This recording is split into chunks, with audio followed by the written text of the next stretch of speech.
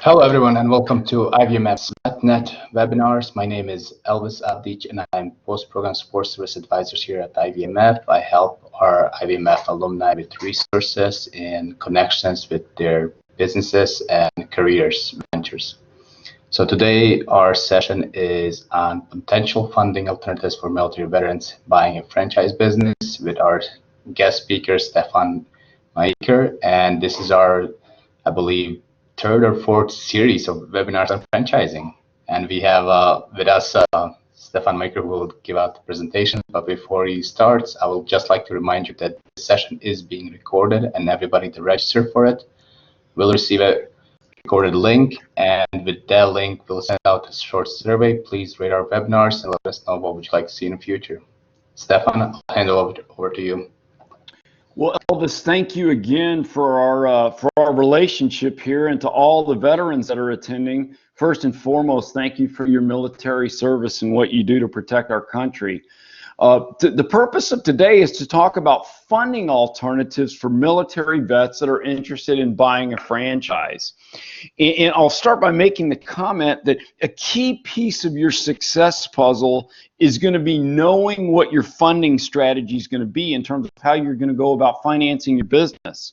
So while I'm not the subject matter expert with respect to funding, I've partnered with one of our 4 national funding partners to prepare this presentation for you, which is going to give you an excellent high-level overview of the process.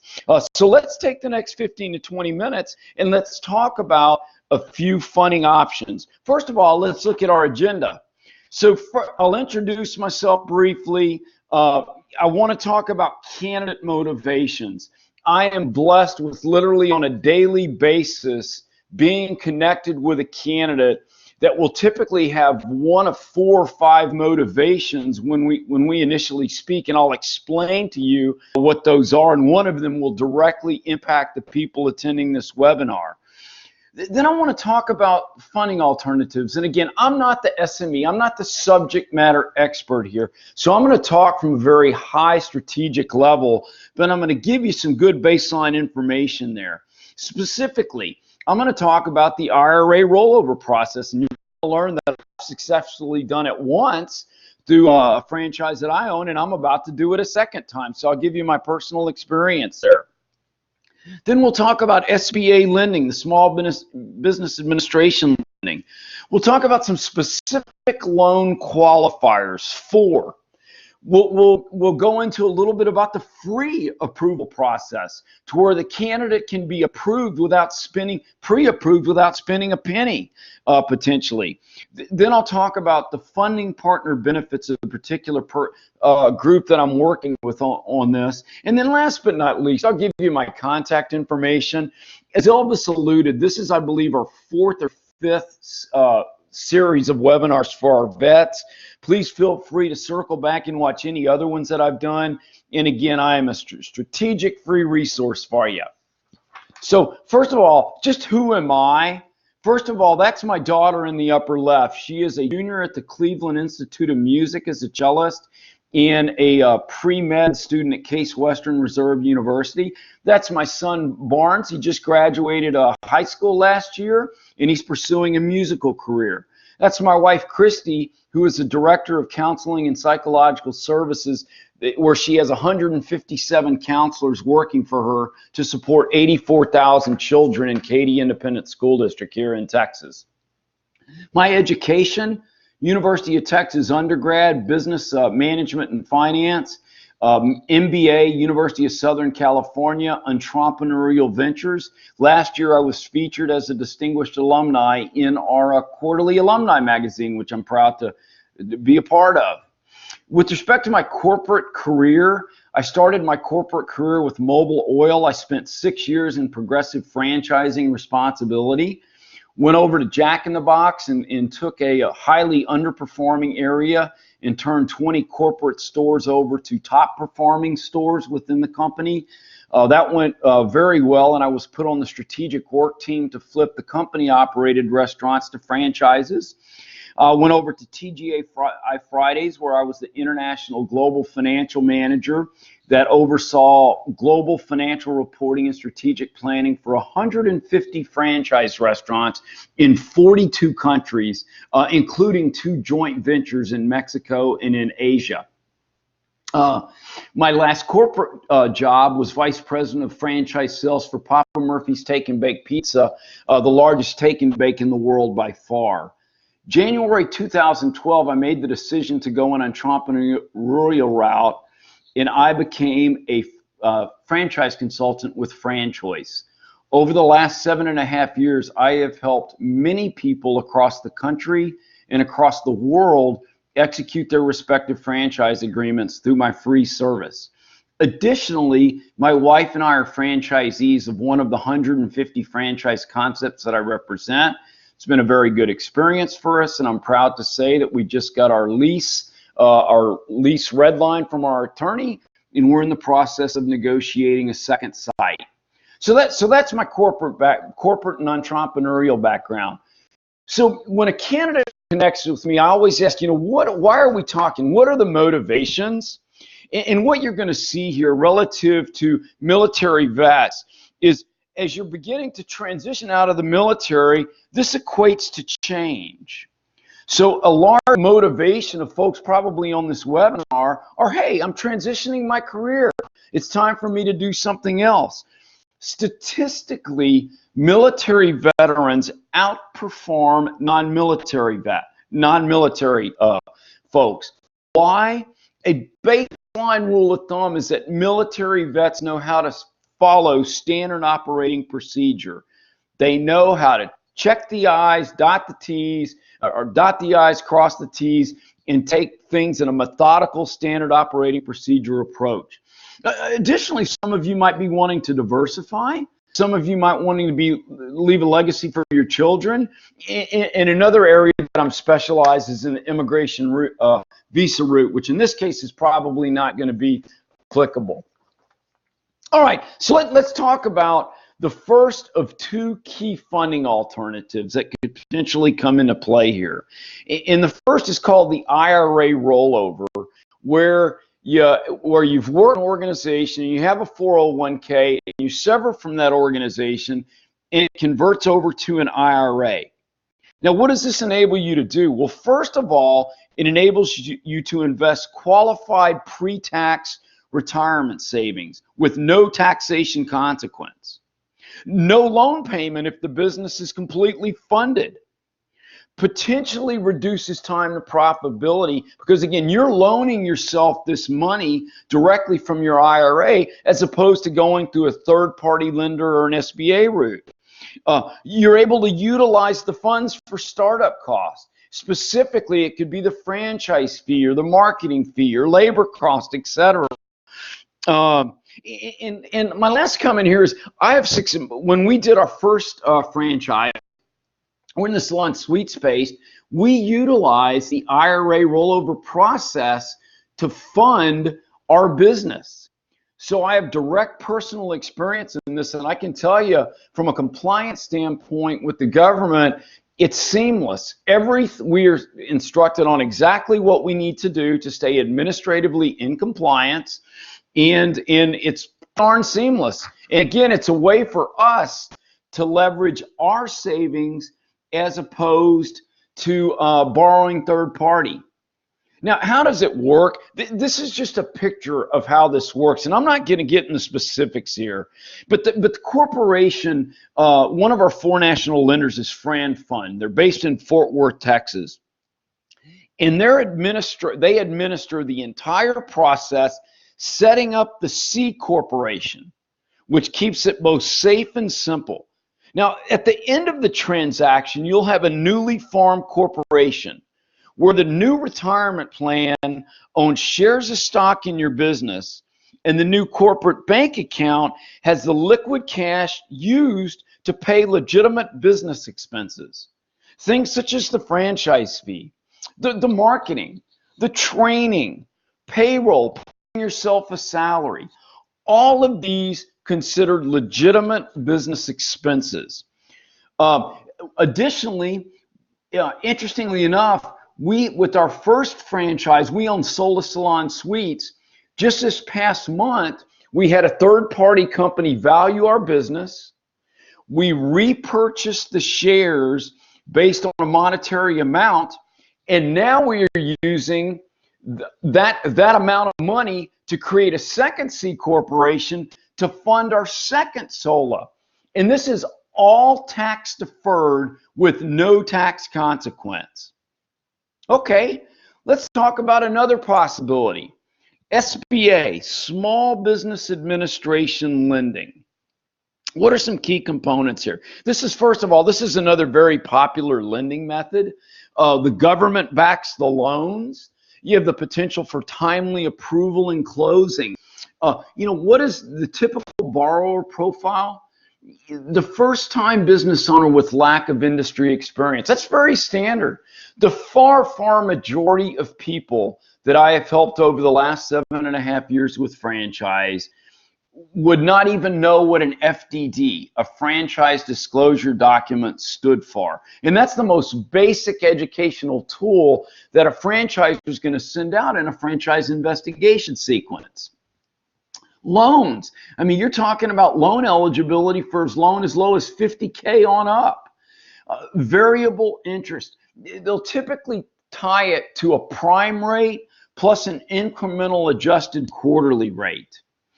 From an approval standpoint, pre-approvals can come within 2 business days. And depending upon the candidate, closing and funds availability can be as early as 10 to 25 days.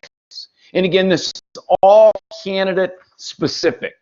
Now, what are some of the key loan qualifiers? And I call these buckets. Here's 4 buckets. Am I qualified for a business loan? And I'll make the comment that if one of these 4 buckets is only half filled, that the other one can offset it by overflowing the bucket, so to speak. So what are some of the keys here? First of all, good financial strength. As a general rule of thumb, starting with a credit score of 680 can potentially get you in the game. My wife's credit score is 829. She bought a Mercedes a few years ago, and they offered her, based on her credit score, less than 1% rate to fund her car, which I said, absolutely. They gave her free money, basically. So as the higher the candidate's credit score, the more apt they're going to be to have multiple options. And again, that's candidate specific. Equity. Expect the lender to want the candidate to have skin in the game. So 20 to 30% is a general rule. And this is going to differ based on who the lender is, the SBA lender, and what the target is. But expect some type of skin in the game. So translation, if you're looking at $100,000 all-in franchise, you'll need to have 20 to 25 to 30 grand of liquid injection to be able to borrow against the remaining portion of that. Collateral, personal assets might be used as security. In my particular case, I leverage part of my portfolio with one of my financial advisors. Another key component, burn rate. Usually 9 to 12 months. This would include things such as the loan and lease payments, your personal expenses, such as a mortgage, car payment, etc. So these 4 buckets are all going to be very key buckets that lenders will look in terms of determining potential qualification for a loan.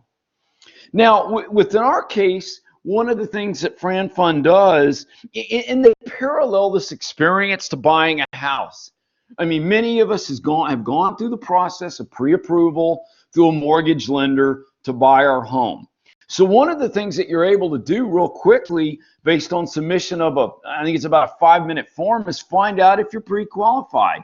They use a proprietary franchise-specific report to assess pre-qualification.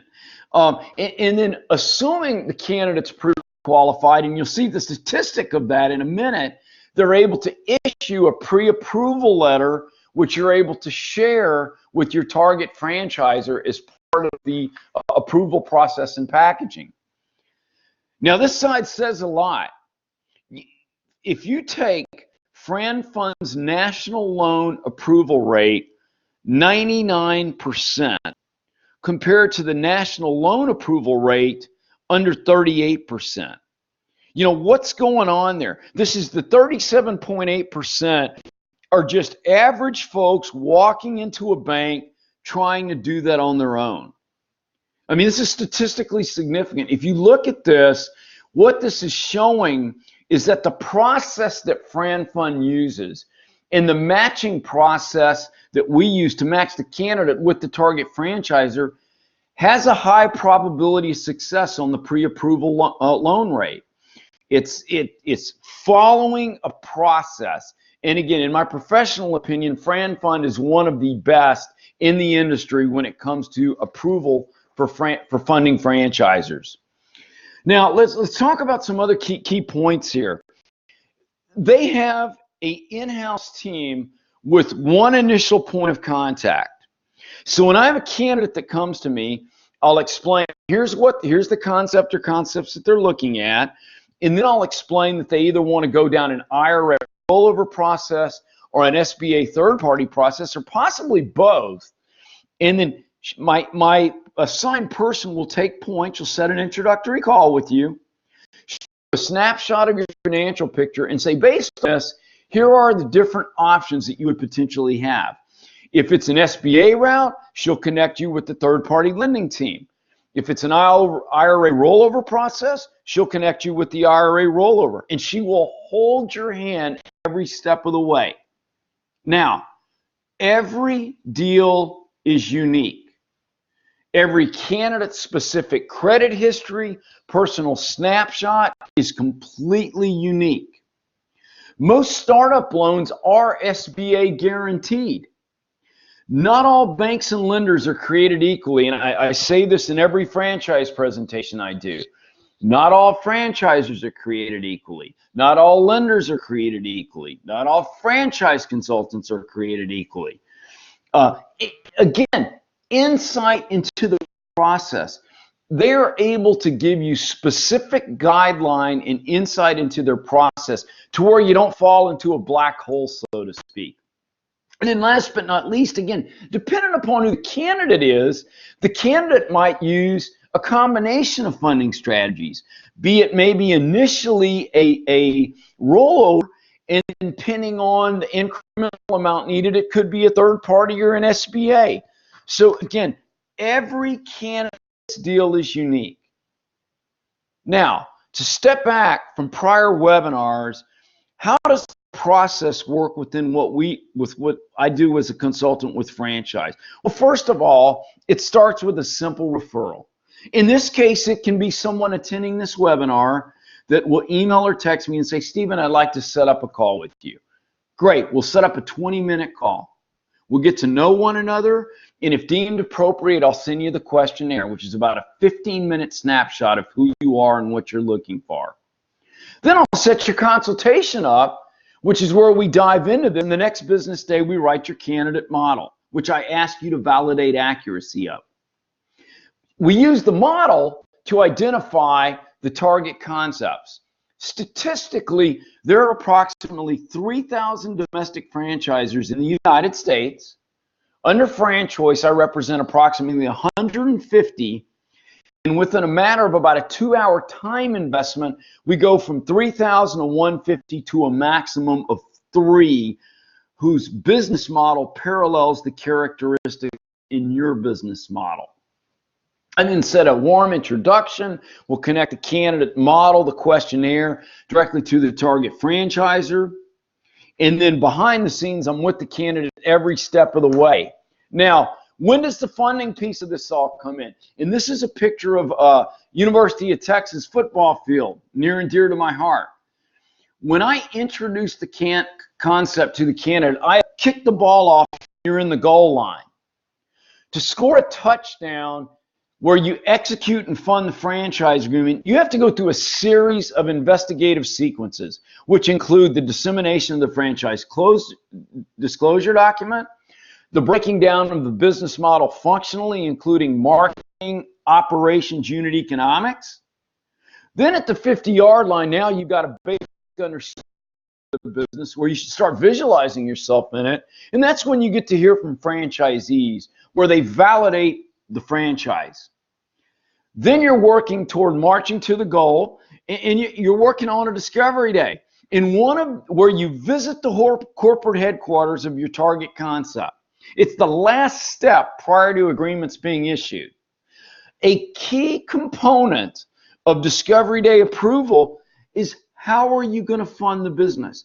And very important in terms of identifying concepts that are targeted, we have to ensure that you meet minimum net worth and minimum liquidity requirements. This is a protective measure by the franchisor, because the last thing a franchisor ever wants a candidate to do is come in undercapitalized and not set up for success.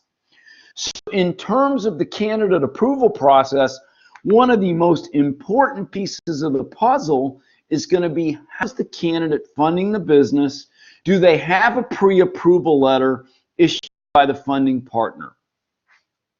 Last but not least, if someone needs my help, I am an email or a text message away. If you email me and I don't get back to you within one business day, there is a good chance you have gotten spammed.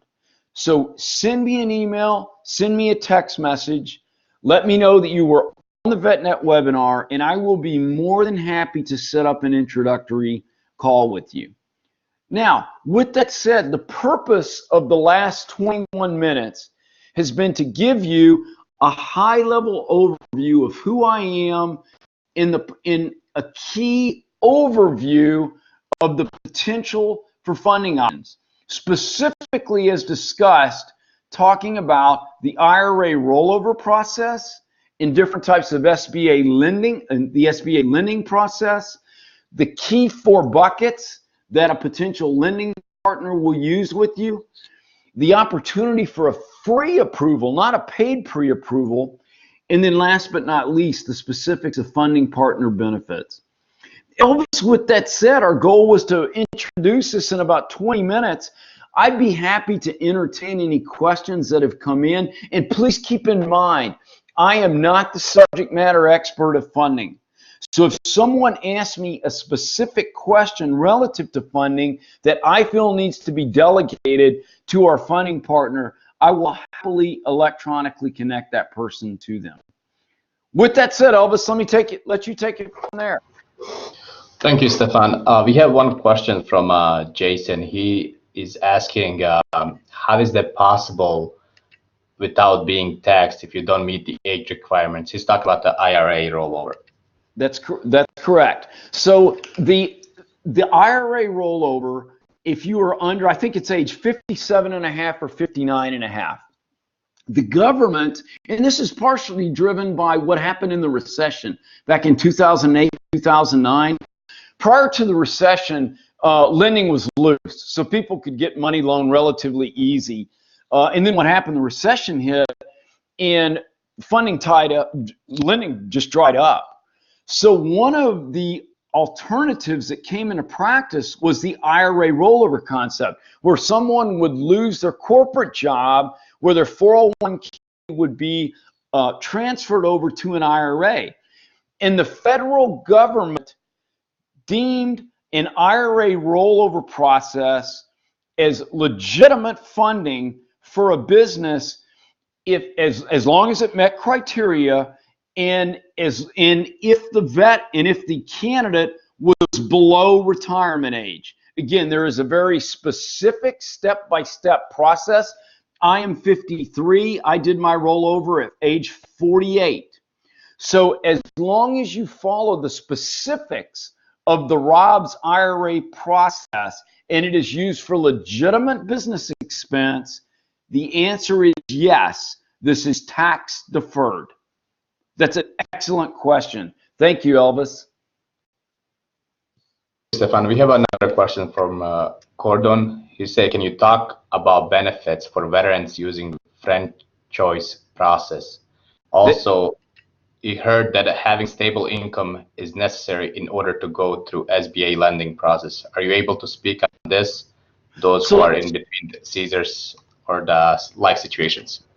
Yeah, so let me speak. Okay, so the benefits of working through franchise. First of all, on the funding route, first and foremost, we have 4 national funding partners. I partner with one primarily. Again, it's FranFund in Fort Worth. They do an outstanding job, but additionally, our other 3 funding partners are all experts within franchise lending. So one of the benefits of working with me is that I am able to assess the candidate and deem whom is the best fit, in my opinion, for a funding partner, and then simply to make that warm introduction. You won't be trying to cold call into them or not have specific criteria met. By this time, we'll already have a model. We'll have your questionnaire completed. So when I connect you to them, they have a wealth of information over to them as opposed to someone coming through the internet. With respect to my process, and I don't know if I shared this with you, but I help people for free. So I am a free resource to my candidates and to our military veterans.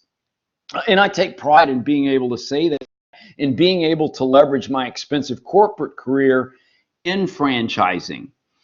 Last but not least, with respect to the incremental income that somebody might have, that is going to be specific to the candidate.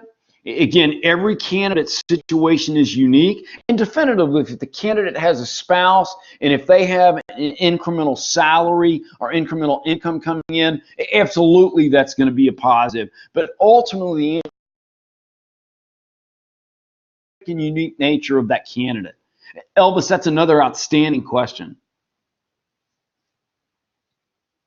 Thanks, Stefan. I have another question going back to IRA rollover. Can an IRA rollover be an LLC? That's another excellent question. The answer is no. The government, in enabling to use the IRA rollover as a funding mechanism, an output of this has to be the creation and formation of a C corporation. You cannot do an IRA rollover with an LLC. And in the funding process, they will educate you at a more detailed level relative to why the C corporation has to be formed in that way. But the answer to the question is no, you cannot use an LLC for an IRA rollover. That's a great question.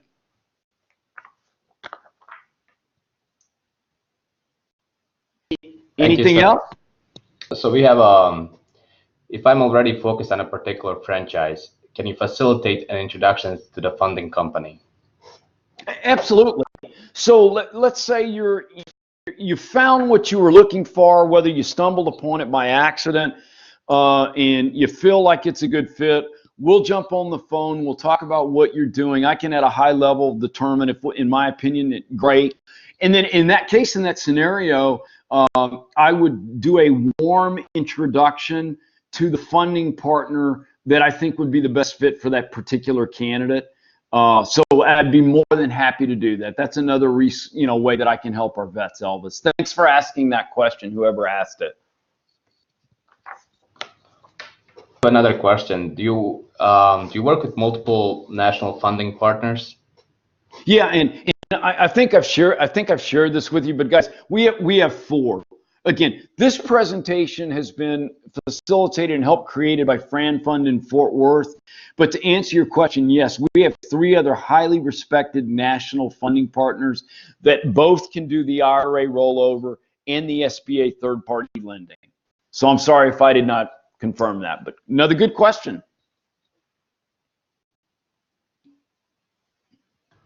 So does it make sense to speak to a traditional banking lenders, even though if you connect somebody with a funding partner?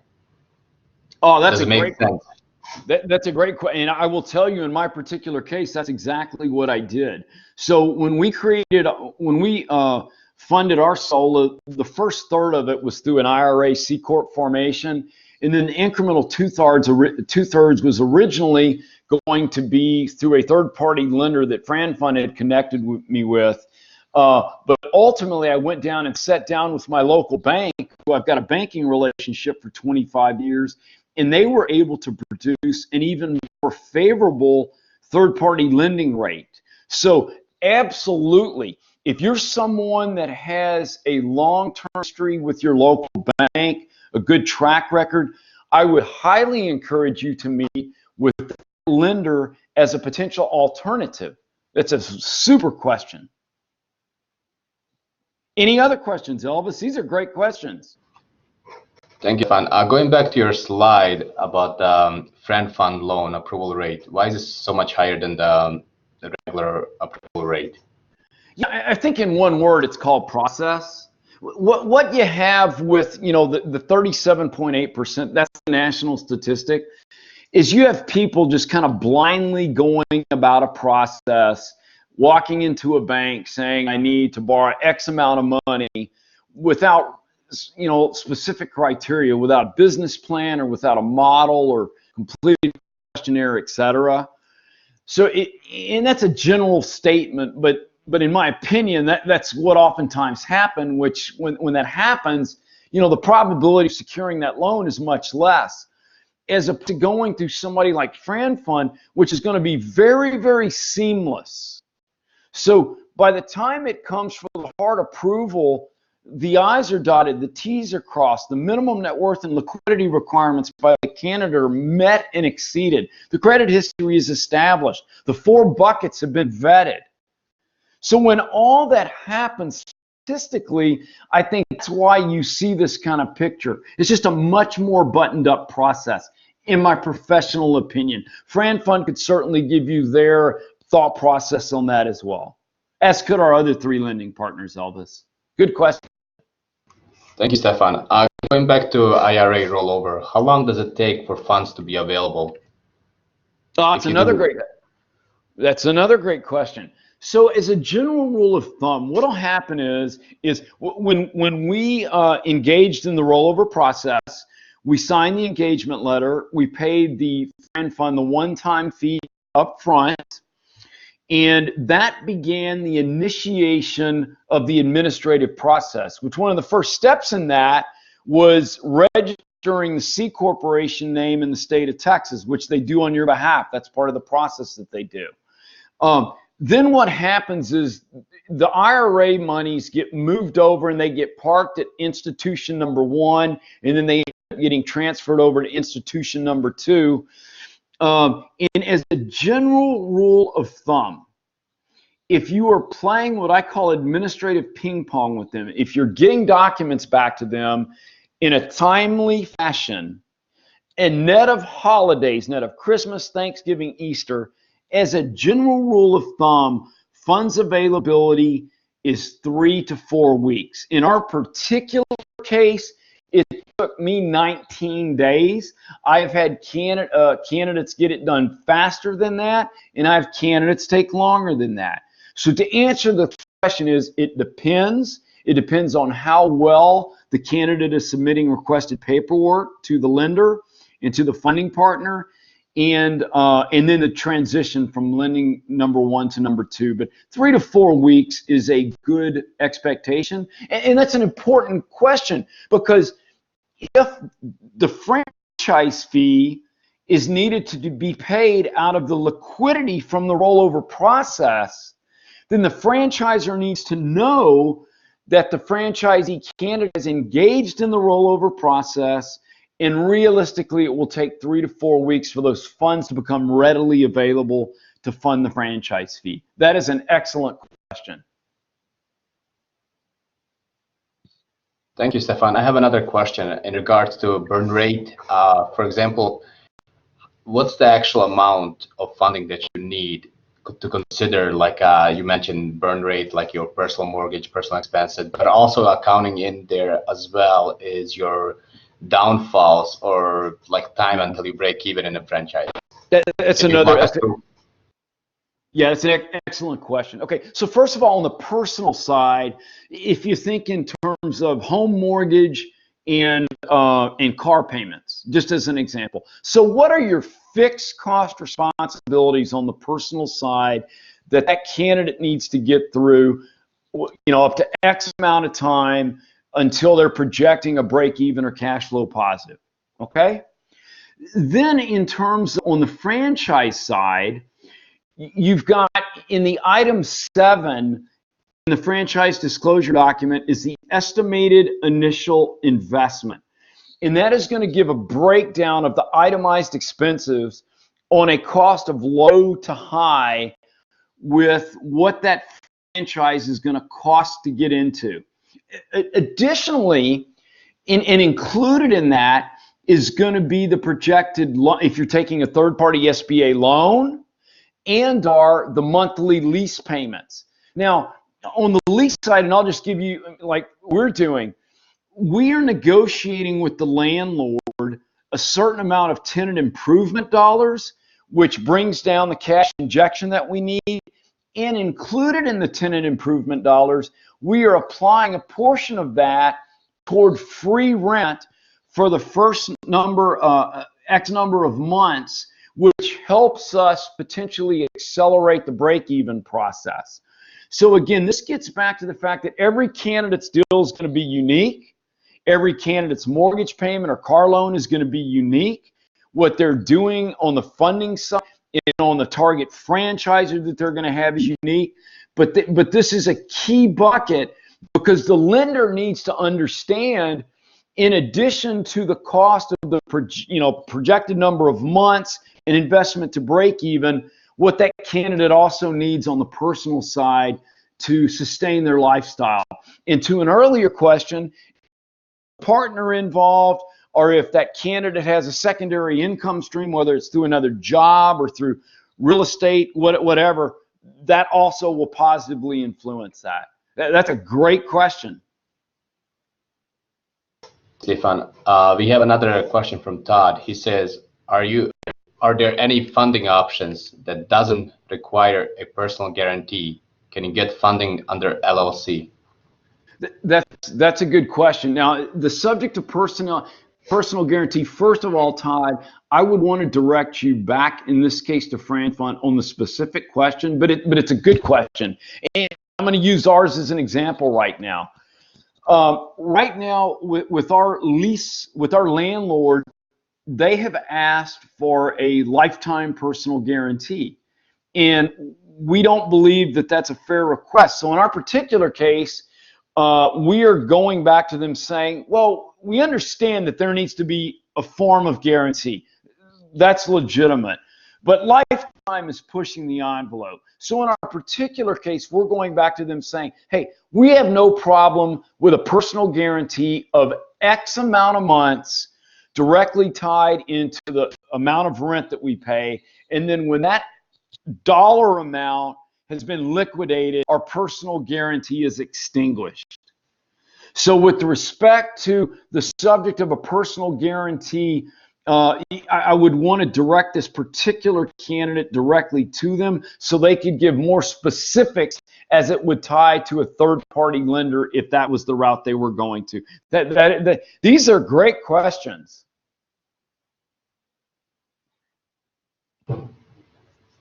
Thank you, Stefan. I don't know if you answered that one about having a stable income. Is it necessary to go after an SBA loan?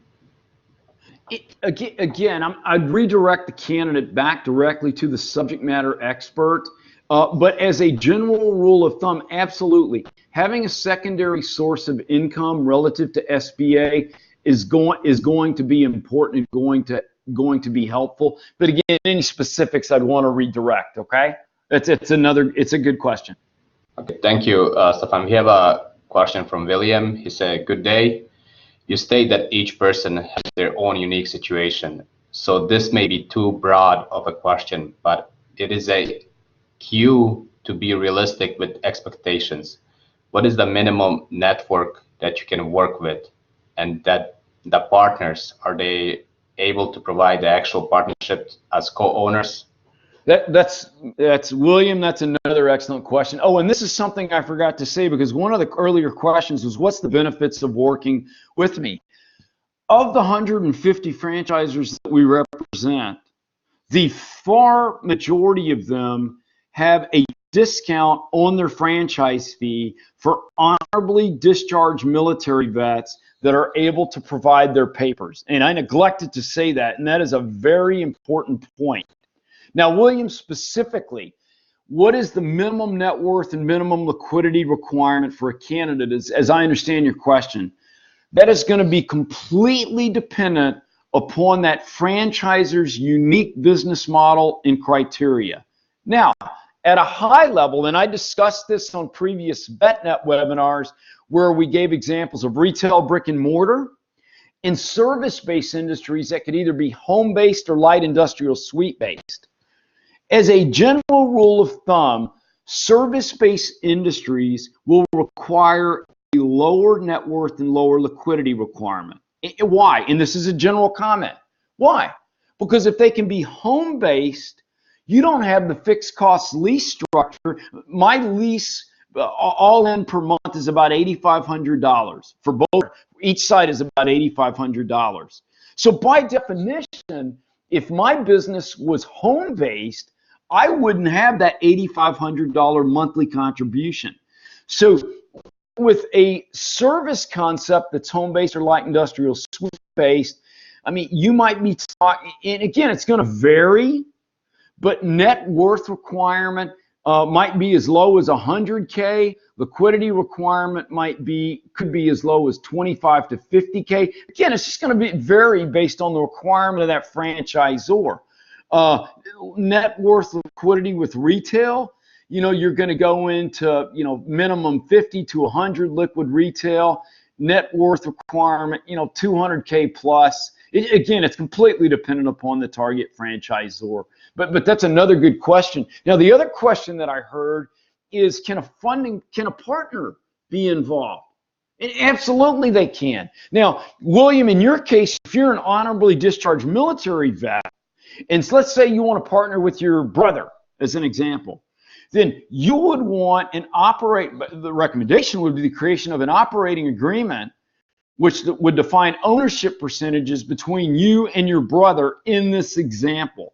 Additionally, in the franchise agreement, you would want to ensure that your name is directly associated in that agreement so you could take part and benefit from the potential fee reduction in the franchise fee. That is an outstanding question. Any more, Elvis? Great questions today. Thank you, Stefan. We'll see if there's any more questions. If not, we'll conclude our session.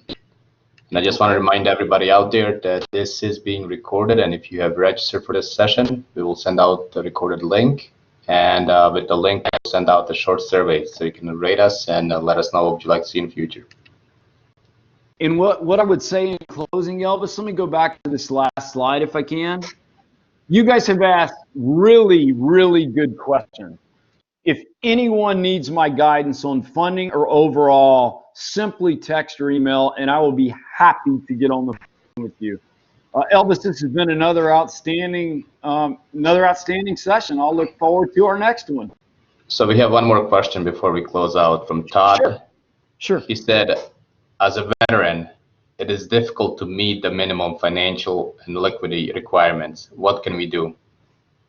That's a good question. Again, Todd, that's going to be specifically unique to your particular situation. Now, I will tell you that FranFund has a special SBA program, and depending upon the amount of the franchise fee discount for an honorably discharged vet, that could contribute toward the requirement. So, you know, if you're tight on liquidity, tight on net worth, don't beat yourself up.